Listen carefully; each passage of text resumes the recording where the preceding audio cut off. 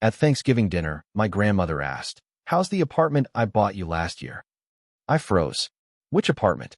Her smile dropped. She looked at my aunt, who suddenly spilled her wine. That's when the screaming started and the lies unraveled one by one. I, 32M, never thought a simple question could detonate a family. But that's exactly what happened when my grandmother asked about an apartment I never received.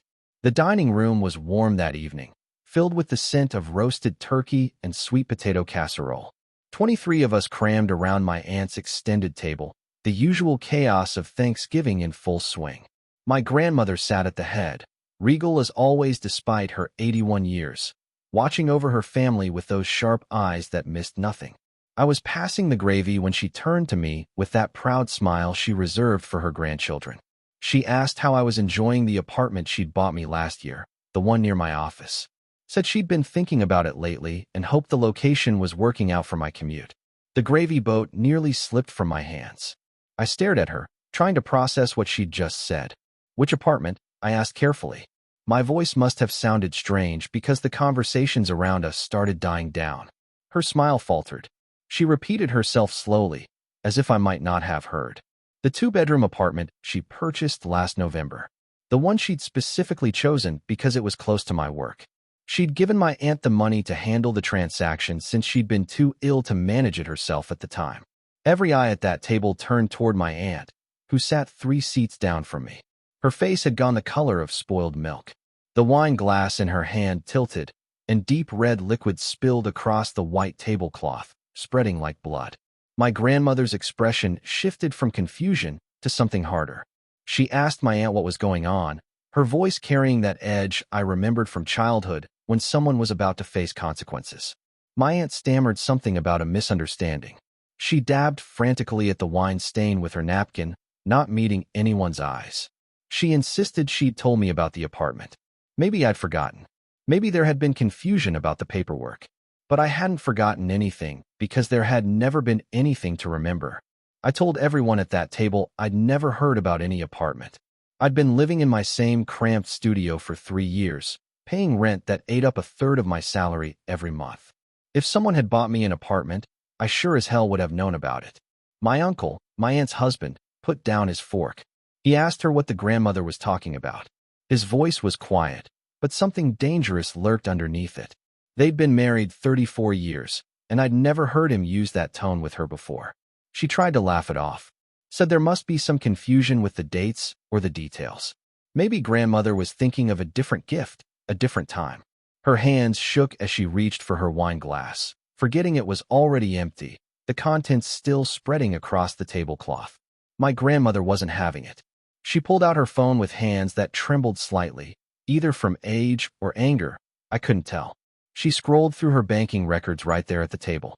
Then she turned the screen toward everyone, showing a wire transfer from November 14th of last year. $320,000, sent to my aunt's account with a memo that read clearly, "Apartment for grandson." The silence that followed was absolute. Even the younger cousins stopped fidgeting. My aunt's face crumbled. She started crying, big heaving sobs that shook her shoulders. She said she could explain everything. She'd meant to buy the apartment. She really had. But things had gotten complicated. My uncle stood up so fast his chair scraped against the hardwood floor. He demanded to know what she'd done with that money. His face had gone red, veins standing out on his forehead. In 34 years of marriage, where had $320,000 gone without him knowing? That's when my cousin, my aunt's daughter, went pale. She was 26, just a year younger than me. She asked her mother if that money had paid for her wedding. The wedding that had happened last April. The wedding that had been absurdly lavish for a family that always claimed to be careful with money. My aunt kept crying, but she didn't deny it. She said she'd been planning to pay it back. Her daughter was her only child, and she'd wanted to give her a perfect wedding. She'd thought she could replace the money before anyone noticed. She'd been working extra shifts at the hospital, saving everything she could. She just needed more time. My grandmother's voice cut through the sobbing like a knife. She asked how my aunt could steal from her own nephew. How she could look me in the eye at family gatherings for an entire year, knowing she'd taken something meant for me. How she could watch me struggle with rent and say nothing. I sat there trying to process it all. $320,000. That was enough for a solid down payment in our city, maybe even enough to buy a small place outright somewhere else. That was the kind of money that changed lives. And it had been meant for me. My cousin started crying too. She said she hadn't known. Her mother had told her that she and Dad had been saving for years. She never would have accepted such an expensive wedding if she'd known the money was stolen. The venue alone had cost $40,000. The flowers another $8,000. The dress, the photographer, the band, the food for 200 guests. It had all added up to something obscene. My uncle asked my aunt if their daughter was telling the truth. Had she really kept their own daughter in the dark while stealing from family? My aunt nodded, still sobbing. She said she'd opened a separate bank account her husband didn't know about. She'd been depositing her nursing overtime there, along with the money from grandmother. She'd told their daughter it was savings, and her daughter had believed her because why wouldn't she? But my uncle's face suggested he was putting together other pieces. He asked about the kitchen renovation they'd done in March, the one that had cost $60,000. My aunt had said her mother had left her some money when she passed. Had that been a lie too? My aunt's silence was answer enough. He asked about the new car she'd bought in June. Another lie? She whispered yes. My grandmother was shaking now, and my mother rushed to her side. Mom was furious, her voice sharp as she demanded to know how her sister could be so selfish. How she could betray family like this. Our grandmother had worked her entire life, saved every penny, and she'd wanted to help her grandchildren. This was how my aunt repaid that generosity. My aunt tried to defend herself through the tears. She said she'd always felt like the lesser daughter. Mom had been the successful one, the one with the perfect marriage and the good kids. She just wanted something nice for her family. She'd wanted her daughter's wedding to be memorable. She'd wanted a beautiful kitchen. She'd wanted to feel successful too. My mother's response was ice cold. She told her sister that success wasn't built on theft and lies. That being envious didn't justify stealing from her own nephew. That she destroyed her own family's trust for what? Granite countertops and an open bar? The arguing escalated. My uncle was shouting now about the betrayal, about the secret bank account, about the lies. My cousin was sobbing, asking how her perfect wedding day was now tainted with this knowledge. My grandmother looked like she'd aged 10 years in 10 minutes. I finally found my voice. I asked my aunt if she'd ever planned to tell me.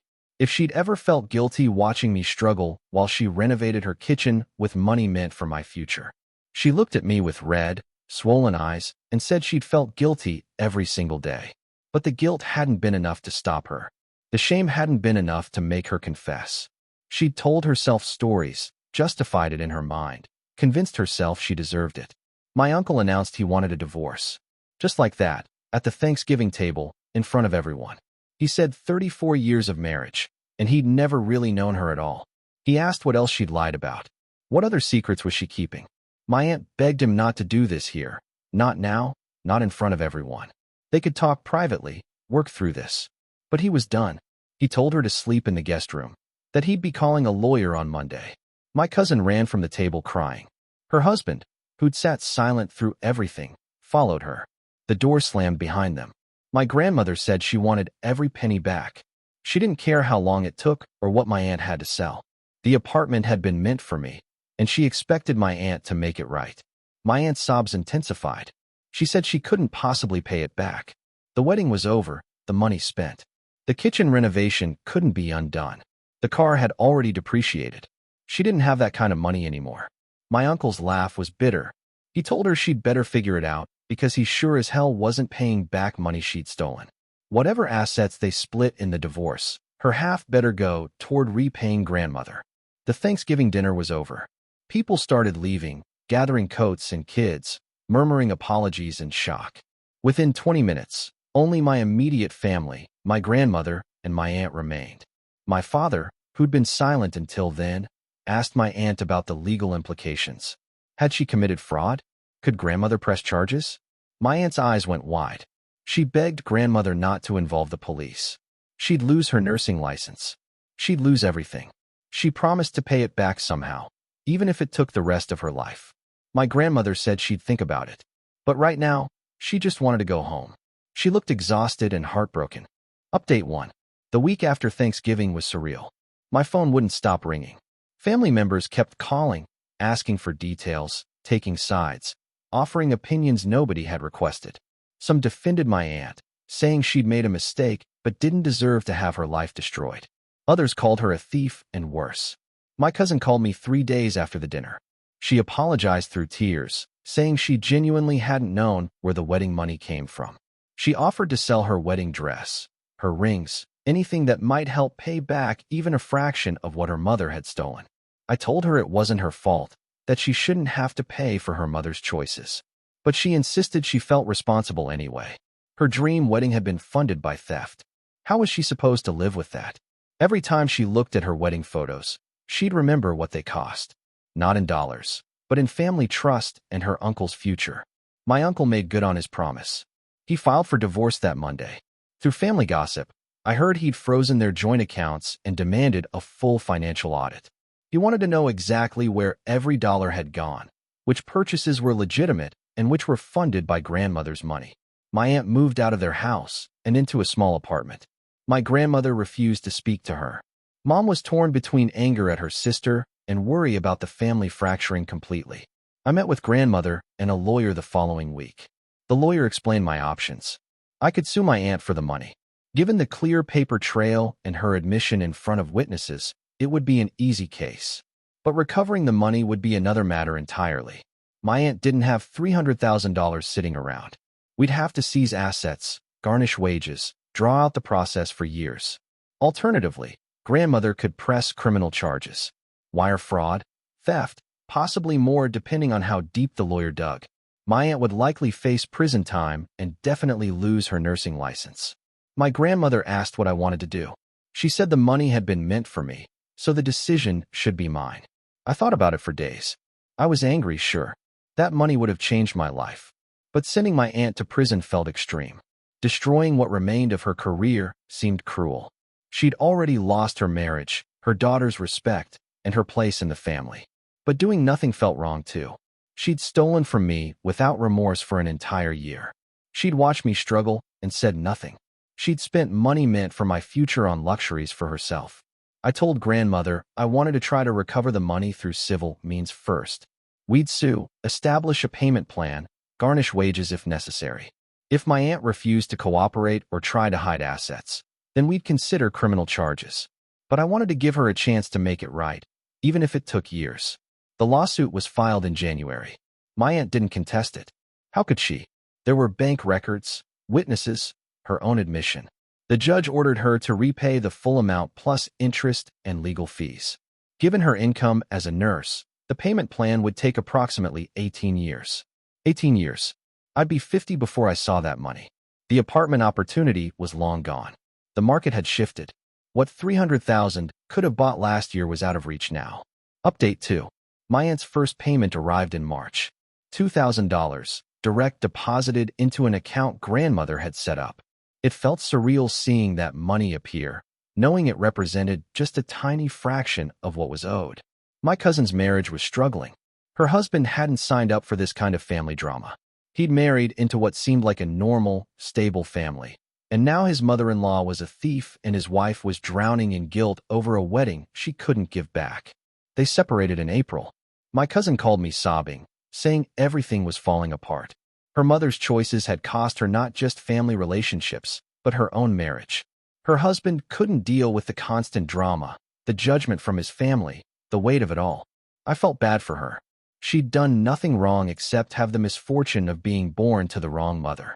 But I also understood her husband's perspective. This wasn't what he'd signed up for. My aunt tried to reach out to me several times. She sent letters, emails, texts. All of them said the same thing. She was sorry. She'd made a terrible mistake. She hoped someday I could forgive her. I didn't respond. What was there to say? Sorry didn't pay my rent. Regret didn't buy me an apartment. Grandmother's health declined that spring. The stress of everything had taken its toll. She'd always been strong, vital despite her age. But after Thanksgiving, something in her seemed to break. She moved slower, spoke less, smiled rarely. Mom blamed my aunt for that too. Said the betrayal had broken our grandmother's heart. That she'd worked so hard to help her grandchildren, and this was how she'd been repaid. The guilt of that seemed to weigh on my aunt heavily, if the increasingly desperate tone of her messages was any indication. My uncle's divorce was finalized in June. He got the house, most of the assets, and a clean break from 34 years of marriage. My aunt got a small settlement and the crushing debt of her own making. I heard through family that she'd picked up extra shifts, was working 60-hour weeks trying to make the payments and cover her own bills. Part of me felt vindicated. She should suffer consequences for what she'd done. But another part felt hollow about the whole thing. This wasn't really justice. Justice would have been getting the apartment when I was supposed to. Justice would have been having that security, that foundation to build my life on. Instead, I was getting monthly payments that wouldn't add up to the full amount for almost 2 decades, and a family that was shattered beyond repair. Update 3. Grandmother passed away in September. Heart failure, the doctors said, but we all knew it was more than that. She'd lost her will after everything fell apart. The family she'd worked so hard to support and unite had fractured, and she'd spent her final months watching the pieces scatter. At the funeral, my aunt tried to approach me. She looked terrible, gaunt and exhausted, aged beyond her years. She told me she was sorry about grandmother. Sorry about everything. She knew sorry wasn't enough, but she didn't know what else to say. I told her she was right. Sorry wasn't enough. And then I walked away. In her will, grandmother left the remainder of her estate split between her grandchildren, excluding my cousin despite it clearly paining her to do so. She'd written a letter explaining that the sins of the mother shouldn't fall on the daughter, but that she couldn't bring herself to give money to my aunt's child knowing where it might end up. The guilt of that decision was evident in every word. My portion came to about $80,000. Combined with what I'd received so far from my aunt's payments and what I'd saved over the years, I finally had enough for a down payment. Not on the apartment grandmother had originally envisioned, but on something. A small condo on the outskirts of the city. Not ideal, but mine. I closed on it in November, almost exactly 2 years after grandmother had first tried to buy me an apartment. The place needed work, and the commute was longer than I'd wanted, but I owned it. It was mine in a way nothing had ever been before. My aunt continued making her payments like clockwork. $2,000 a month, every month, for the next 16 years. I'd be nearly 50 when the debt was finally settled. The money would help, sure, but it would never give me back what I'd lost. Not the apartment I should have had. Not the grandmother who died heartbroken. Not the family unity that had shattered that Thanksgiving. My cousin reached out around the holidays.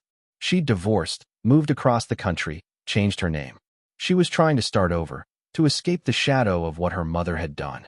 She asked if we could talk sometime, maybe rebuild some kind of relationship.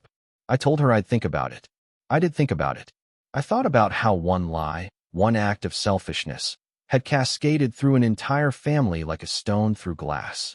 I thought about my aunt, working herself to exhaustion to repay a debt that would take decades to clear. I thought about my uncle, starting over in his 60s after his marriage ended in betrayal.